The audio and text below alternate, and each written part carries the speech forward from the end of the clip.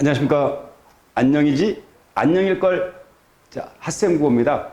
자, 오늘은 저번 시간에 이어가지고 제가 문제를 풀 때 7가지 팁이 있다고 말씀을 드렸습니다. 그 7가지 방법을 말씀을 드리려고 합니다. 무슨 말이냐면은 우리가 문제를 풀 때 2개 남겨놓고 고민할 때가 참 많습니다. 50%의 정답률은 있지만 그걸 70%, 80% 끌어올리는 방법이고요. 그건 5개가 다 지워질 때가 있습니다. 고민되죠? 5개가 다 답이 아니에요, 지금. 그때 써먹을 수 있는 방법을 말씀을 드리는 겁니다. 자, 저번에 한 가지는 말씀을 드렸고, 자, 우리가 문제 풀 때 제가 뭐라 그랬죠? 공식이 있다 그랬죠? 항상 문제라는 것은 기준이 몇 개입니까? 한 개입니다, 한 개. 순차적으로, 단계적으로 답을 찾아가는 거죠, 기준을 가지고. 그 기준에 부합되지 않으면 탈락시켜가면서. 자, 두 번째는 기준을 하나 잡았으면 뭐 한다? 있다, 없다. 있다, 없다라는 건 뭡니까? 문제의 정답은 항상 필자의 생각, 화자의 생각, 또는 서술자의 생각, 인물의 생각이 정답입니다. 여러분 머릿속에 있는 건 정답이 아니에요. 그건 배경지식이죠. 그 이해할 때 도움이 되는 거지 정답 찾는 건 아닙니다. 그래서 이거는 지문에 나와 있는 근거를 바탕으로 확인하는 거죠. 세 번째, 아닌 건 아니다. 이때 아닌 거는 전부 다 우리가 그동안 아니다라고 판단했는데 그게 아니고요. 딱 2가지만 아니다라고 확신하시면 됩니다. 하나는 전체 내용과 어긋난 게 있습니다. 전체 내용과 어긋난 거. 자, 만약에 화자는 라면을 좋아한답니다.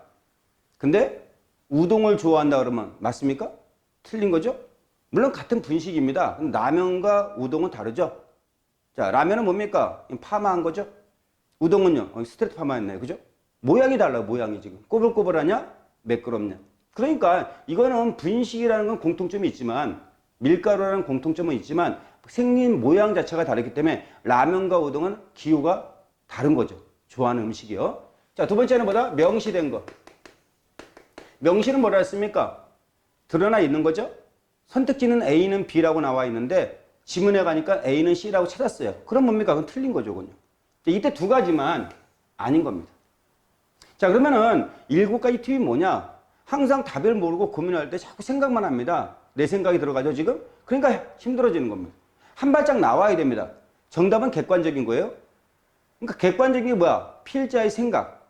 다시 말하면 첫 번째는 전체 내용을 생각을 하셔야 됩니다. 전체 내용. 전체 내용이 뭐다? 이게 정답이 될 확률이 무지하게 높죠. 여러분이 출제자, 출제 교수입니다. 선생이에요? 그럼 뭘 물어볼래요? 학생들한테. 그쵸? 이 내용의, 이 글의 주제를 아는지 모르는지, 파악했는지를 물어보겠죠? 그 정답은 어디로 갑니까? 전체 내용, 주제 파악에 들어갈 수밖에 없는 겁니다. 자, 두 번째죠. 첫 번째는 전체 내용이고요. 전체 내용을 모르겠는데 지금 글이 어려워요. 그럴 때 있습니다. 그죠? 그럼 어떻게 해야 됩니까? 그렇다고 다시 읽을 수는 없어요. 시간이 없습니다. 그때는 그 시간을 우리가 그래도 투자를 해야 되는데 마지막 단락을 다시 한번 보세요. 물론 처음도 다시 보면 좋은데 마지막 단락 다시 읽기. 그 이유는 뭡니까? 우리는 미갈식 글이 많아요. 주제가 마지막에 있을 수 있습니다. 본문에서 얘기했던 걸 정리해서 다시 한번 마지막에 당부합니다. 그러니까 마지막 단락에 이 전체 내용이 있을 확률이 무지하게 높겠죠. 자, 그 다음에 세 번째입니다. 이제 저번에 우리가 수학역 시험 가지고 제가 했던 거 있었죠? 보기에 너 있다, 나 있다? 아니, 정답 있다. 그 보기를 가지고 먼저 시작하는 겁니다. 보기만 가지고. 보기에 뭐 있다? 정답 있다. 먼저 시작을 하는 거죠. 그 보기에 정답을 했는데 2개 남았습니다. 그때 지문의 내용을 확인해야죠. 하나밖에 없습니다. 정답이에요, 그거. 자, 그 다음에 네 번째. 자, 네 번째는 뭘 말했습니까, 우리가? 역발상하기라는 게, 역발상하기. 자, 역발상한다는 게 뭡니까? 반대로 생각한다는 거죠. 예를 들어서 역발상하기가 잘 통하는 이유가 독서 지문 같은 경우는요. 출제하는 글의 종류가 분류, 전개 방식이 또는 대조, 대비되는 거죠. 또는 단계, 과정 이런 걸 가지고 문제를 낼 때 참 많습니다. 이런 거 가지고. 이런 글이 참 많죠. 근데 분류나 대비나 단계는 뭡니까? 다 나눈 거죠. 예를 들어 대비예요. 동양 미술의 특징을 물어봅니다. 서양 미술의 특징을 갖다가 얘기합니다. 물론 공통점과 차이점이 있겠죠. 이 글에서는요. 근데 문제는 이 동양 중을 치고 동양 미술의 특징이 아닌 것은 동양 미술의 특징으로 알맞은 게 물어봅니다. 그러면 지문의 내용을 바탕으로 지워 나가죠? 동양 미술의 특징이 아닌 것은 했으니까 맞는 걸 지우면 됩니다. 근데 어느 순간에 3번에서 판단이 안 서요. 동양 미술 같기도 하고 아닌 것 같기도 하고 자꾸 헷갈립니다, 지금요. 판단이 안 서죠? 그때는 생각을 계속해봤자 판단 안 섭니다, 그거요. 그럼 어떻게 된다? 반대로 서양 미술의 특징을 집어넣어 보세요. 서양 미술의 특징이야 보니까. 그럼 틀린 거죠. 동양 미술이 아니죠. 만약에 서양 미술 특징이 아니야. 그럼 동양 미술이라고 봐도 무방합니다. 왜 그러냐고요? 글이라는 것은 문제를 낼 때 이렇게 밖에서 끌고 오기보다는 안에 있는 내용을 섞어가지고 학생들이 혼란을 일으킬 수 있게, 틀릴 수 있게 선지를 만듭니다. 그러니까 99% 믿으시고요. 서양 미술의 특징이 아니야. 그럼 동양이라고 생각하시면 됩니다. 자, 그 다음에 다섯 번째는 우리가 알 수 있는 거는 상황일치 같은 게 있습니다. 상황일치가 뭐냐고요? 이거는 샘플, 사례를 가지고 물어볼 때 많이 쓰는 방법인데요. 밑줄에서 물어보는 것과 유사한 것은 가장 알맞은 길이 물어보거든요. 그러면 이 상황, 특히 문법적 문제는 예시가 나옵니다. 그 예시하고 상황이 유사한 걸 찾으면 돼요. 문법 개념이 없어도. 그럼 그게 정답될 확률이 70%, 80%입니다. 또는 보기에서 지문, 독서 지문인데 하나의 이야기, 샘플을 얘기했는가 개념을 얘기해요. 그럼 그 상황과 유사한 걸 선택지 찾으면 됩니다. 그게 정답률 확률이 70% 이상은 된다는 거죠.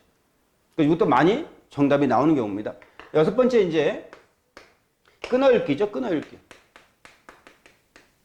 끊어읽는다라는 것은 뭐냐면 선택지가 있어요. 문장 성분이 이렇게 있는데 끊어읽으라면 천천히 한번 보라고. 천천히 끊어서 이렇게 지금. 그러면 어떻게 합니까? 첫 번째 예를 들어 조사 같은 거, 특히 보조사인데 A만 간다. 그러면 A만 간대요. B도 가는데 많이 틀린 거죠 지금요. 이 보조사 때문에 답이 되고 안 되는 게 참 많습니다. 또는 어미는 순서인데요. 순서. A가 B다라고 얘기했는데 근데 A도 나오고 선택지는 지문에 B도 나옵니다. 그러니까 학생들 헷갈리는 거예요. 근데 지문을 자세히 읽어보면요. A가 B가 된 게 아니고 B가 A가 된 겁니다. 이렇게 순서가 바뀐 거죠 지금. 이렇게 혼란을 일으킬 수 있게끔 문제를 만듭니다. 그 다음에는 단어. 단어는 특히 관형사라든가 부사 같은 꾸며주는 수식어이죠. 모두. 모두는 안 되는데 이런 부사. 무슨 말 이해하시죠? 그래서 관형사나 부사 같은 거 또는 그냥 단어. 아까 보지 못했던 단어. 그것 때문에 답이 되고 안 되고 합니다. 자, 마지막에 일곱 번째인데요. 일곱 번째는 등하불명이라고. 등하불명이 뭡니까? 등잔 밑이 어둡다라는 얘기죠. 자, 지문이 이렇게 있어요. 시험지가 있습니다. 여기까지 지문이겠죠. 이렇게. 그럼 문제가 나왔습니다. 13번, 예를 들어서 14번 이렇게 나왔어요. 문제가. 그때는 이 문제를 푸는데 못 찾아요. 근거를 지금요. 그럼 이걸 다시 다 읽어야 되는데 시간이 없습니다. 좀 아까 읽어도 이해가 안 됐기 때문에 또 읽어봐도 이해 안 됩니다. 그럼 어떻게 한다? 등잔 밑이 어둡다. 문제가 13번입니다. 선택지 이렇게 있고요. 그럼 요 옆에 바로 왼쪽에 지문이 왼쪽에 있으니까 왼쪽에 있는 요 단락만 한 단락만 정독을 합니다. 그때 정답이 걸릴 확률이 꽤 높아요. 14번 같은 경우는요. 이 단락이겠죠? 등잔 밑이니까 바로 왼쪽. 한 번만 다시 한번. 미워도 다시 한번. 머리를 풀지 마시고요. 눈으로 다시 한번 정독을 하시고 생각하시면 정답이 나올 때가 참 많습니다. 자, 지금까지 제가 7가지 방법. 자, 전체적인 내용을 떠올려보자. 필자가 말하는 요지가 뭔지 생각해보자. 두 번째는 잘 모르겠으면 마지막 단락을 다시 한번 읽어보자. 마지막 보기에 정답이 있다. 보기만, 내용이 이해 안 되니까 보기만 가지고 시작하는 겁니다. 저번 시간에 대학 수학력 시험 가지고 제가 세 문제를 가지고 말씀을 드렸어요. 그 다음에 역발상 해보자. 역발상은 뭐라고요? 모든 글의 종류, 글의 어떤 전개 방식이죠. 이 전개 방식이 분류라든가 대비라든가 단계 이런 글이 많이 있는데 이때 동양과 서양에서 동양을 물어본다 그러면은 동양을 가지고 생각하겠죠? 근데 판단이 안 서면 반대로 역으로 서양의 특징을 집어넣어 보라는 얘기입니다. 이렇게 서로 크로스 시켜놨기 때문에 헷갈리는 거거든요. 그 다음에 다섯 번째 상황일치인데 이거는 문학작품이라든가 아니면 문법이라든가 사례를 가지고 유사한 걸 찾아내는 겁니다. 그 다음에 끊어읽기 해보자. 이거는 5개가 다 지워질 때 천천히 다시 한번 확인하라는 거죠. 그때 조사, 보조사라든가 어미, 순서라든가 아니면 단어, 아까 보지 못했던 단어를 보게 됩니다. 그거 가지고 확신을 할 수 있습니다. 자, 마지막으로 등하불명, 등잔 밑이 어둡다. 뭐합니까? 문제 바로 옆에 있는 단락만. 다 읽을 수는 없어요. 시간 없으니까. 바로 옆에 있는 단락만 다시 한번 정독을 해가지고 읽어보자는 얘기입니다. 자, 다음에는요, 평가 문제라든가 아니면 모의고사 문제 아니면 대학 수학력 시험 문제 가지고 자, 이 7가지 방법을 어떻게 적용해서 답을 찾는지 어디에서 이렇게 나오는지 가지고 실전에서 다시 한번 찾아뵙도록 하겠습니다. 자, 고맙습니다.